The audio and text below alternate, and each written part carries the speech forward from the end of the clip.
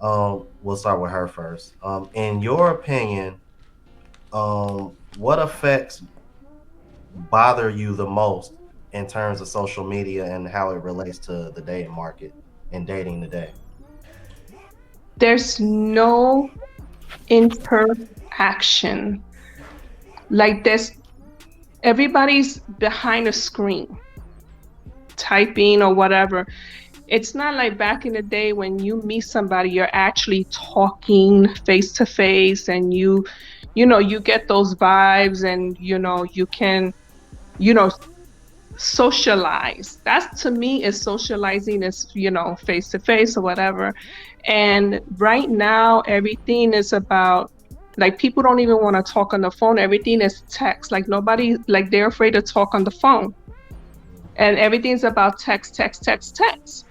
And I don't want you to text me, hit me, call me, let me hear your voice, you know and I just think that right now is lack of social. And when people are like, oh, but it's the internet, it's like, no, there's a huge difference. There's a huge difference. And I think that all these dating apps just are like, make it worse.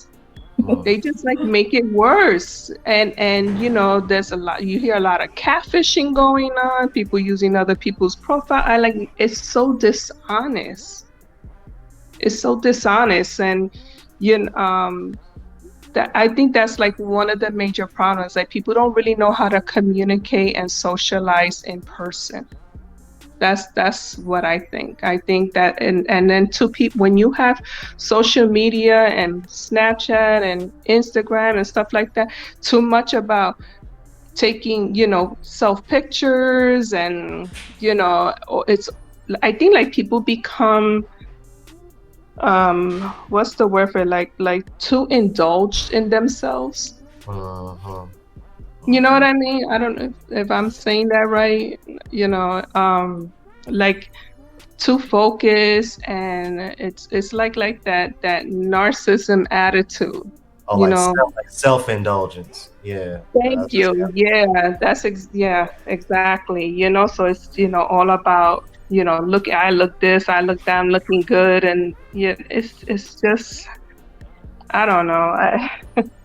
I just think there's like lack of personal, social, um encounters that happen right now. So, and then when the pandemic happened, that made it no better. I think it made it worse. ooh, yeah, definitely, definitely. Well, for me, it was completely different in that part, because when I was single, I didn't date because I didn't have time to date. I was just working and taking care of my kids. Then, when pandemic started, I decided to try in the internet because everyone was locked. And then I was in a app, dating app, and in a dating app, I met my husband. Oh. We, yes, I met my husband in a dating app. And I mean, that's it's not easy, like Lily said, is because you can find a lot of different kind of people who just want just go, and they are not looking for something serious. And then just I did my research and just tried to find a serious dating app.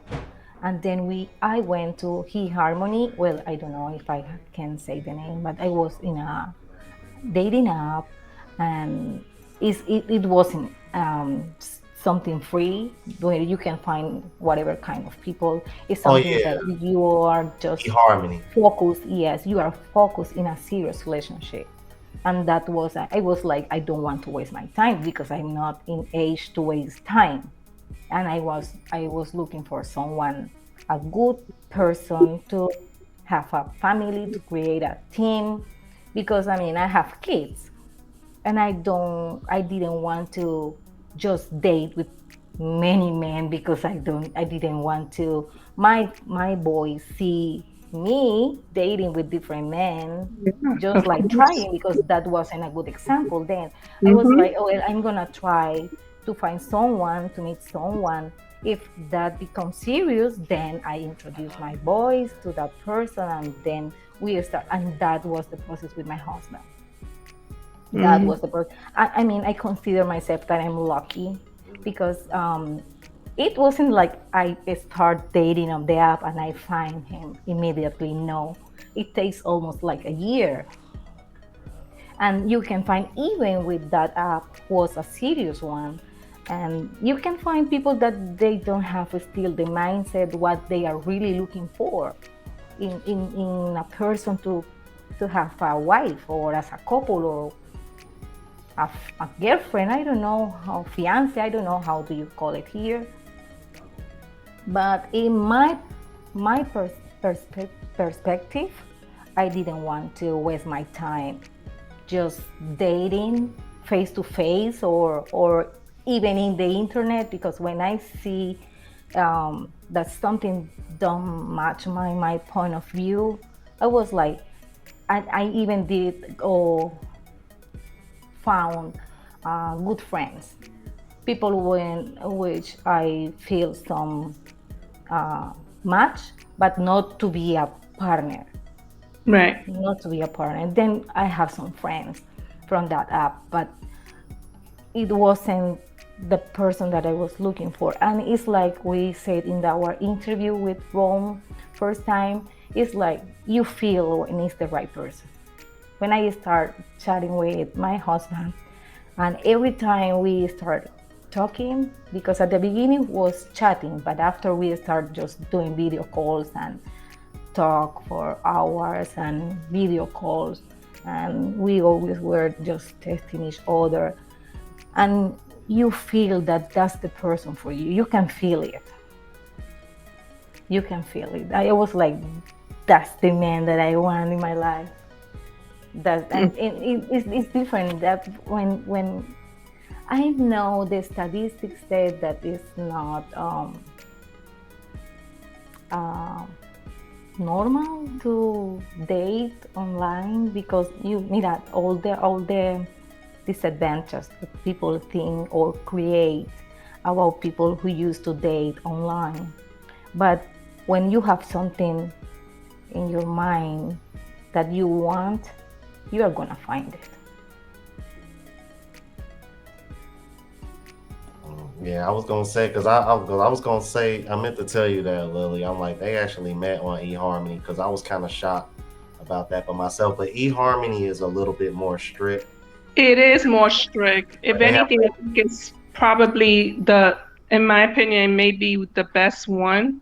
mhm. Because all these other ones that are out there, it's just like they call them what, hookup apps, but even eHarmony, like they do very, like they're very strict when it comes to certain things. Like you cannot just say whatever.